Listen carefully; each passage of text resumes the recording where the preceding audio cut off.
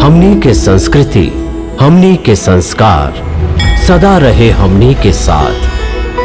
भारत के महान ग्रंथ और काव्य सब के संपूर्ण संकलन सब्सक्राइब करें तिलक।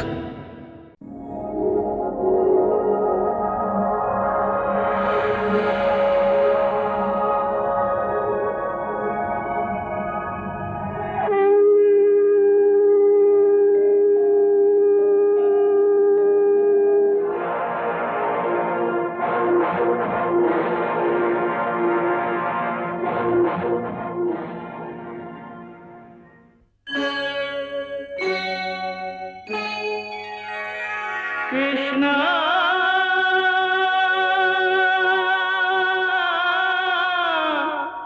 कृष्णा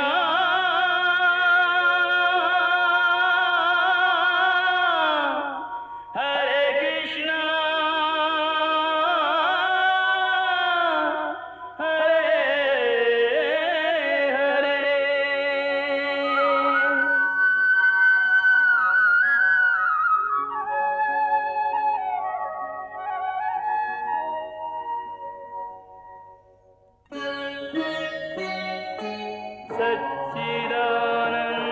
सच्चिदानन्दरूपाय विश्वोत्पत्त्यादिहेतवे तापत्रयविनाशाय श्रीकृष्णाय वयं नमः।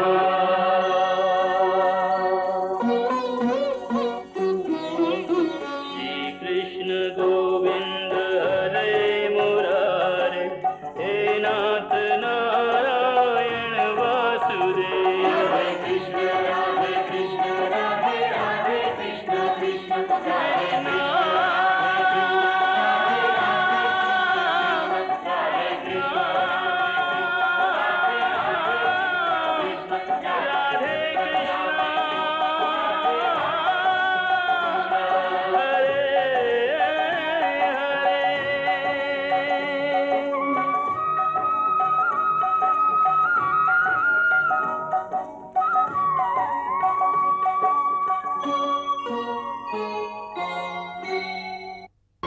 अब भैयो आपके पास एगो हीरा बाकी है, सबसे अनमोल हीरा।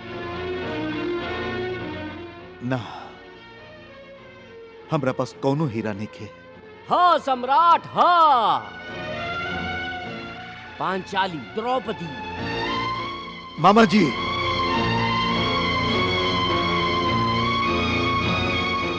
हाँ द्रौपदी।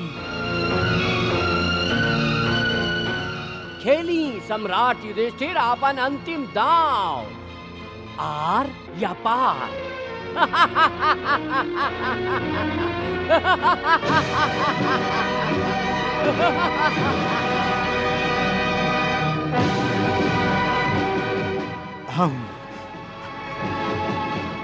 हम द्रौपदी के भी दांव पर लगावत हैं। द्रौपदी, द्रौपदी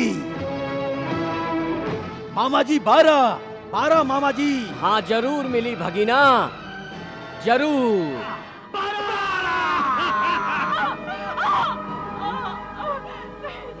केश पकड़ कर पांचाली के दुशासन ले चला ऐसे, वृक्ष की बेल घसीट के कोई पागल हाथी ले जाए जैसे।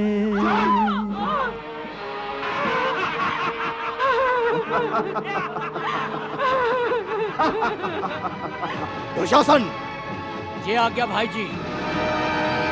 चलो उठ।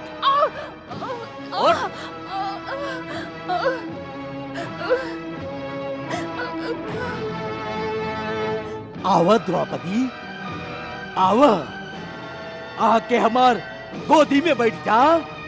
दुर्योधन, एगो स्त्री के ही ना, हमार पत्नी के भी अपमान कैले बाड़े। हमें भरल सभा में प्रतिज्ञा करत हई कि जौन जान पर तू हमार पत्नी के बैठे के आदेश दिले बाड़े, ईश्वर के सौगंध, हम वो जान के अपन गदा से तोड़ के रख दे। हाँ? और दुशासन, हाँ? तू भी हमार दूसर प्रतिज्ञा सुन ले कि जौन हाथ से द्रौपदी के बाल के छुएले बाड़े, वो हाथ के हम तुहार शरीर से अलग कर दे और तुहार खून से हम द्रौपदी के बाल धोब। केकर मान सम्मान के बात पर तू इतना क्रोध कर रहल बाड़ा, और कौन मुंह से तू एकरा अपन पत्नी कह रहल बाड़ा?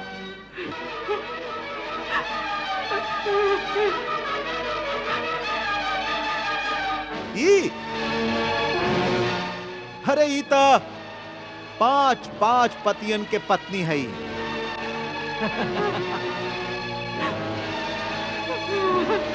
पांच के जगह यदि 6 गो हो जाए तो कौन सा आसमान टूट पड़ी?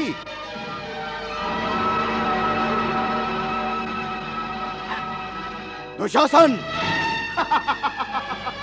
द्रौपदी के निर्वस्त्र कर दा, निर्वस्त्र कर दा।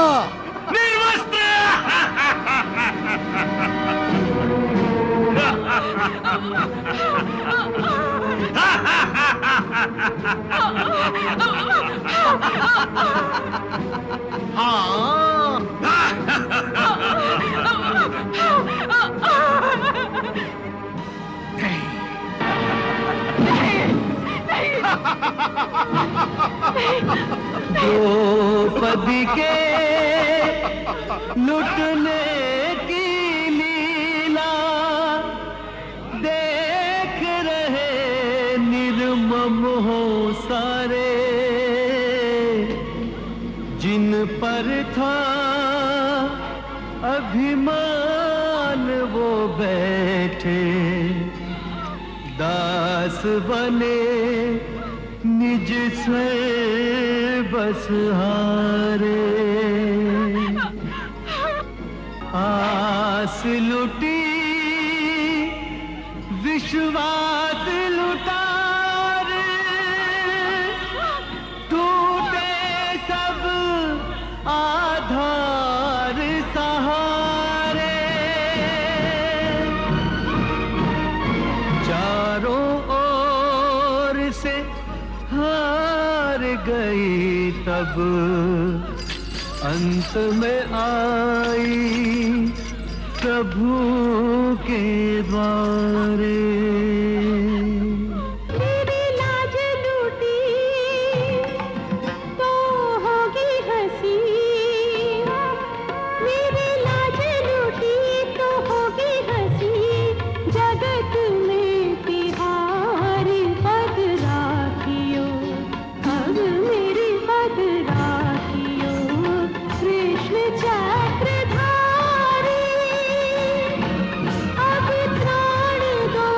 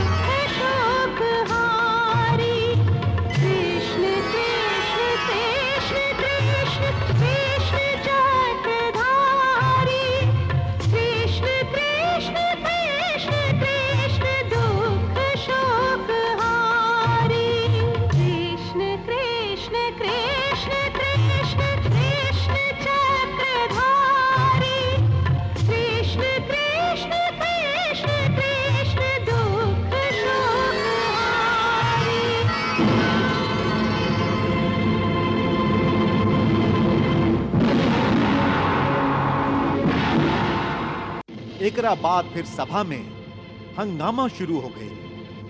हर आदमी आपन आपन बोली बोलत रहे। केहू पांडव लोग के हक में चीखत रहे तो केहू कौरव के हक में चिल्लात रहे।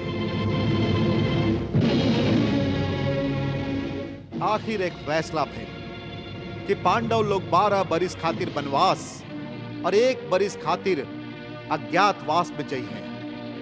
शर्त इहो रहे कि यदि अज्ञातवास में पकड़ लिहल गईलन तो उ लोग के फिर 12 बरिस वनवास और 1 बरिस के अज्ञातवास खातिर जाए के हुई।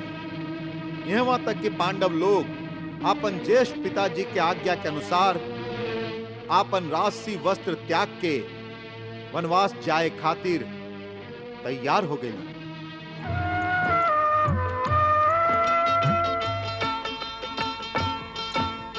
अनुमति मांगे मात से शीश नवा कर जोड़। अनुमति मांगे मात से शीश नवा कर जोड़।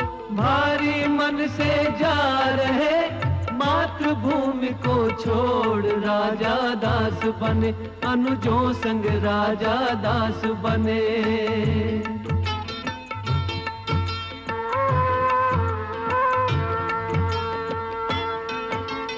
जो स्वामी की राह वो पत्नी की भी राह। जो स्वामी की राह वो पत्नी की भी राह। सीता के सम द्रौपदी करे धर्म निर्वाह। राजा दास बने अनुजों संग राजा दास बने।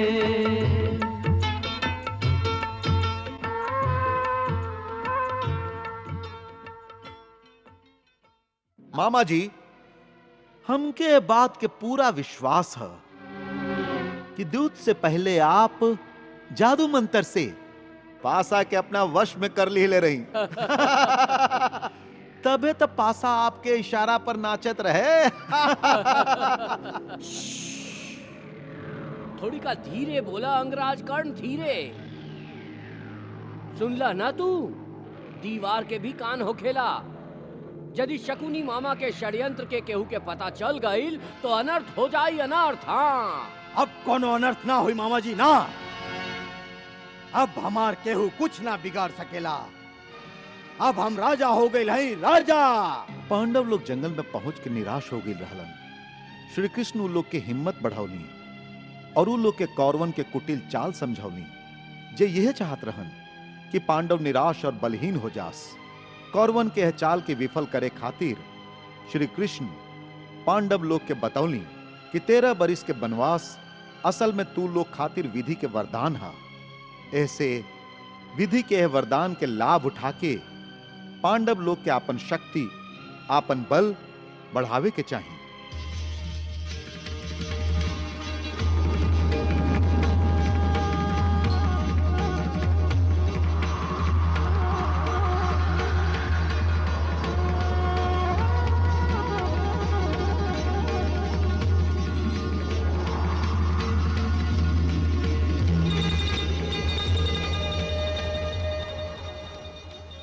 आज पांचों पांडव के अज्ञातवास के पहला दिन है।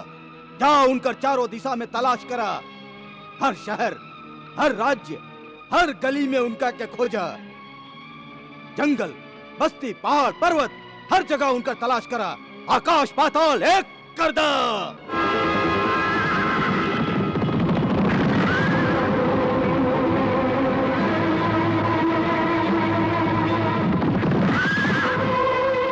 पांडव नैखन मिलत। मामा जी, अब का होई, का होई। एहर दुर्योधन और उनकर गुप्तचर जौन पांडव के तलाश में धरती के चप्पा चप्पा छानत रहन। ऊ पांडव विराट नगरी के राजा के महल में राजा के दास बन के अज्ञातवास पूरा करत रहन। सम्राट युधिष्ठिर कंक भट्ट के नाम से राजा के मुसाहिब बन के चौसर खेल के उनकर मनोरंजन करत रहन।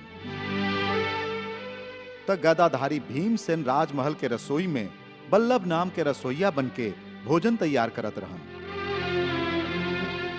उर्वशी के श्राप के अनुसार अर्जुन एक बरिस खातिर नपुंसक हो गए रहन और बृहन्नला नाम के नर्तक बन के राजकुमारी उत्तरा के नृत्य के शिक्षा देत रहन। नकुल तंती पाल बन के घोड़साल में घोड़न के चंपी करत रहन और सहदेव तंती के नाम से गौशाला में काम करत रहन और सम्राज्ञी द्रौपदी सैरंध्री बन के महारानी के केस के श्रृंगार करत रही। कहा बात बा प्रभु, आज आप बहुत प्रसन्न दिखाई देत हईं। देवी, आज पांडवन के 13 बरिस के प्रतीक्षा के अंत हो रहल बाना। देवी, अज्ञातवास के बाद आज पांडव जब विराट के दरबार में प्रकट हुई हैं, तब राजा विराट के का दशा हुई, ए विचार से हमके आनंद हो रहल बा। आप चक्रवर्ती सम्राट युधिष्ठिर अपना चारों अनुज के साथे हमरे राजमहल में दास बन के रहली। हम आपके सेवा करे के बदले आपसे सेवा करवावत रहली। ई सब हमरा से अनजाने में भइल। ए भूल खातिर कृपा करके आप हमके क्षमा कर दी।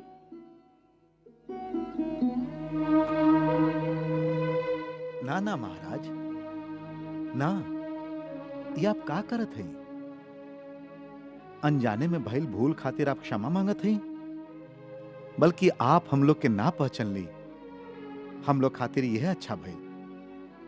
यदि पहचान जाती तो हम लोग खातिर लुकाइल बहुत कठिन हो जाइत और हम लोग अज्ञातवास में पकड़ा जाती।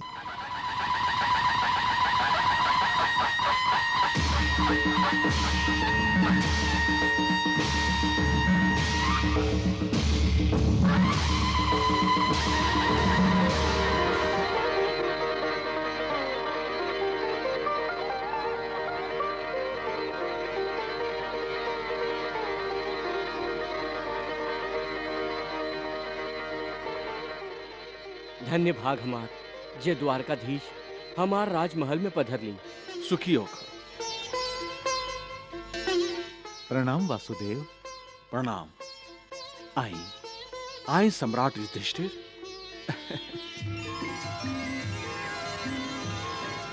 तेरह बरिस पहले जुआ में सब कुछ हार के वो गरीब हो गईलन। बाकी अज्ञातवास की बात अब हम लोग के उनका राजपाट लौटावे के हुई। ना माई ना, हस्तिनापुर के फिर से टुकड़ा करके हम पांडवन के इंद्रप्रस्थ ना लौटाई। यदि पांडवन हमरा से उलझे के कोशिश कैलन तो युद्ध जरूर होई। यदि दुर्योधन के तलवार युद्ध खातिर उत्सुक बा, तो हमार तलवार भी उनका से युद्ध खातिर तड़पाता। गौरव भरल सभा में हमारा पुत्री द्रौपदी के जो अपमान कैलन, ओकर प्रतिशोध लेवे खातिर पांचाल राज्य के हर तलवार 13 बरिस से सुतल नहीं थे। द्रौपदी हमार बहन है और हमार बहन के लाज पर हाथ डाल के कौरव हमके ललकर ले बाड़न। अपन बहन के राखी के सौगंध बा, जब तक हम धृष्टद्युम्न कौरवन के निर्लज्ज हाथ के काट के ना फेंकब, तब तक द्रौपदी के अपमान के बदला पूरा ना होई। हमू अपन दोनों प्रतिज्ञा पूरा करे खातिर युद्ध के प्रतीक्षा कर रहा हैं। भैया, आप युद्ध के आज्ञा दी। इस समय तो राजकुमारी उत्तरा और अभिमन्यु के बियाह के बाद सम्राट युधिष्ठिर, बियाह टल भी सकेला, बाकी युद्ध ना। बियाह के टाले के आवश्यकता नहीं खे। यदि हम लोग के टाले ही के बाद, तो युद्ध के टाले के प्रयास करे के चाहिए। काहे कि जब तक युद्ध अनिवार्य ना होके, उससे बचल ही उचित है। यदि आप सब चाहें तो युद्ध से बचे खातिर हमरा लगे एगो उपाय बा। का उपाय बा मधुसूदन? शांति के प्रयास। हे जनार्दन, तू तो सब जाना ताड़ा। हमार शरीर जरूर एह राज सिंहासन पर बैठल बा, लेकिन हमरा आत्मा के केहू संबंध के प्रेम जाल में फंसा के कोनो अनहार कारागार में बंदी बना देले बा। हम ए संबंध में विवश हई, हम विवश हई। हम कुछ ना कर सके, हम कुछ ना कर सके।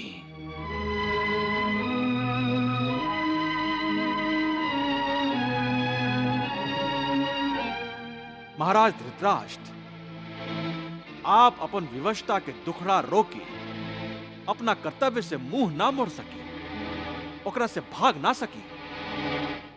आप राजा हैं राजा, और राजा केहू के अधीन ना होके और ना केहू के बंदी होला,